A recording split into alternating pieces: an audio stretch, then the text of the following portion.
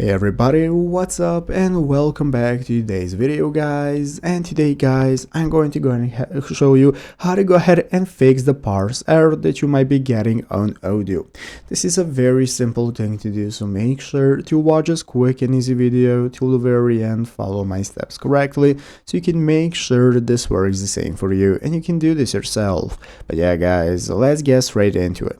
So the first thing we want to do is to go ahead and open up the official Odoo website right here, odoo.com, if you're not already. So if you do not already have it opened up, go right here, and from here in this main page in top right corner we can get started logging into our account. If you do not already have an account, you can just go and create one. So after logging in, this is going to be the home page you're greeted by.